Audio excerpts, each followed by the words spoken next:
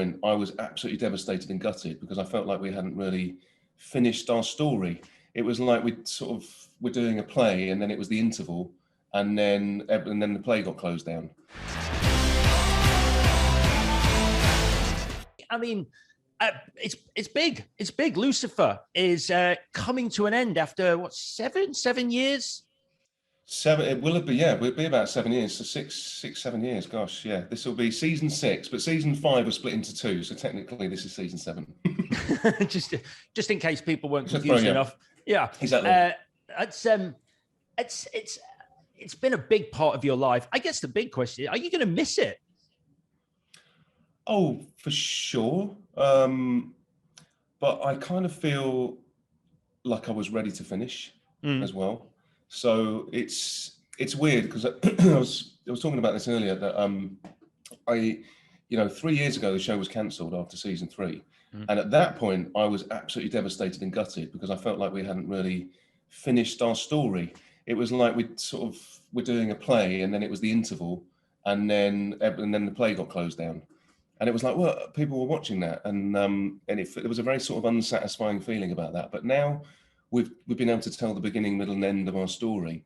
I feel really happy and satisfied, and so I will undoubtedly miss it. But also, the people that I love from the show and my friends that I've made on the show and whatever, they're like lifers now. It's been a huge chunk of my life, so I don't worry that I'm not going to see people again. And I will be a little bit sad to say goodbye to the character, but it was time. I mean, you'll undoubtedly heard this a lot over the last 7 years, but what a cool character to play. I mean, when you first read for it, I'm assuming you went to an audition. Yeah, I did. I was, because it's not unheard of that people just go, "You're the guy. We don't need to see anything." But you auditioned for it then.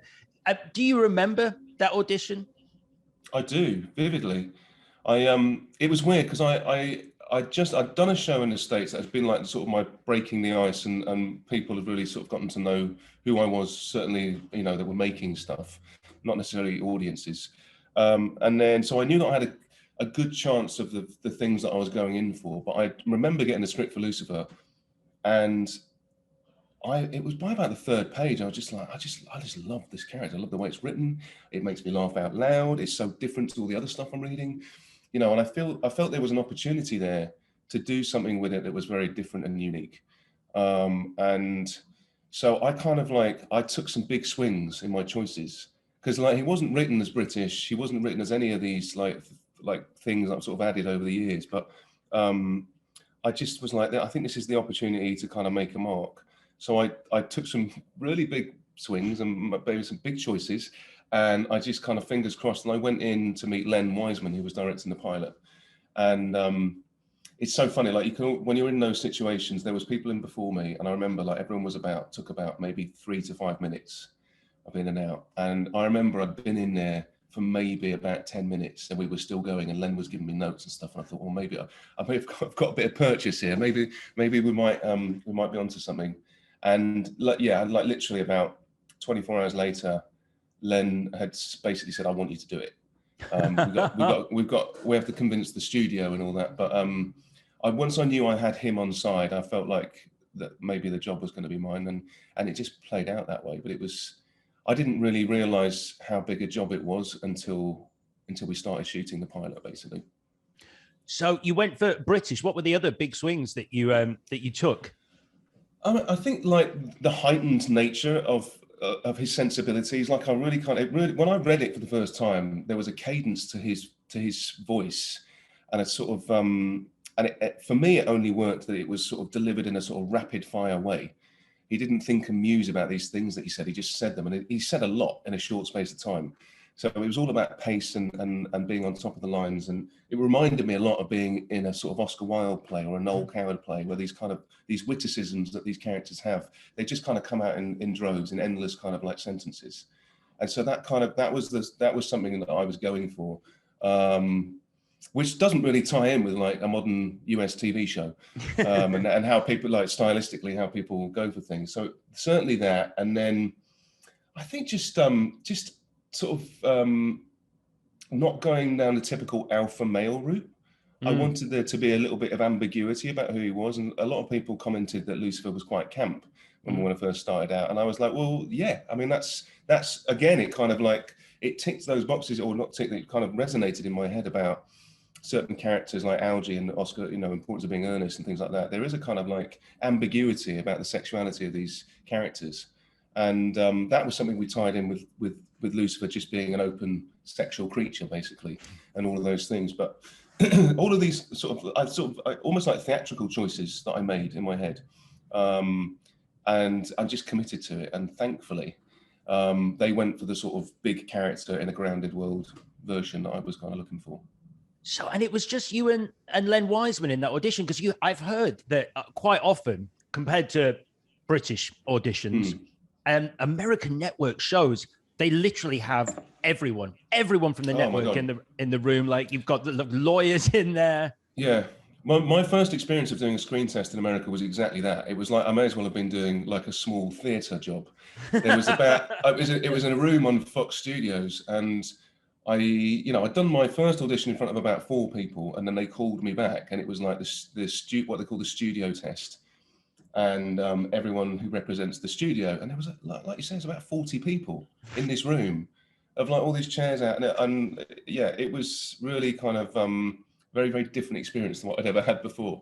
But thankfully, over the years, they've tweaked that a little bit, and it's more that you have your creatives in the room.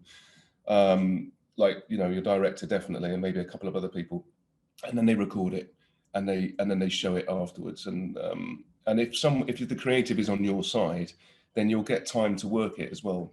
It's not just like do it once and that's it. It's like, let's work this. Let's make sure we've got the best version of it before we present it to the people we want to present it to. Right. So yeah, it was a lot less stressful, that version of doing it.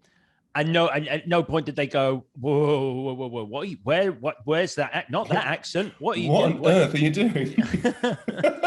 Thankfully not. It was really weird, because I remember it was US pilot season. Like, all the jobs I've been going for were American characters at that moment in time.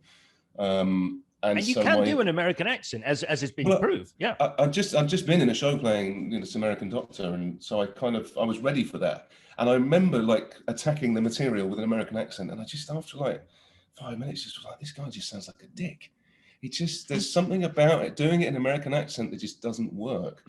And there's something hugely charming and forgivable for Americans to hear Brits. They just find it so kind of like, you could be saying anything you like, but because you say it in a British accent, they're kind of immediately charmed by it. And so I kind of thought, if we're going to play this deplorable character, we've got to make him likable somehow. And that was the way in. And did you feel like you'd nailed it? Like when you walked out? Because sometimes it's that you just know that you've hit everything. And I mean, obviously, Len calling you 24 hours later was a clue. But but before then, were you like, in that 24 hours, were you like, I think I got that? I knew it had gone well, because there was a casting director who had called, like, after that session had finished, called my management team to say that went really well. Len's very keen. We've got some more people to see, blah, blah, blah. So I sort of knew definitely that it had gone pretty well. But also I had, like I said to you, like, I knew that I'd been in there for longer than 5 minutes. So I thought, you're saying there's a chance. It was kind of that sort of feeling. But it felt like I knew going into it, it sort of was in my sweet spot as well. And that gave me a lot of confidence going in.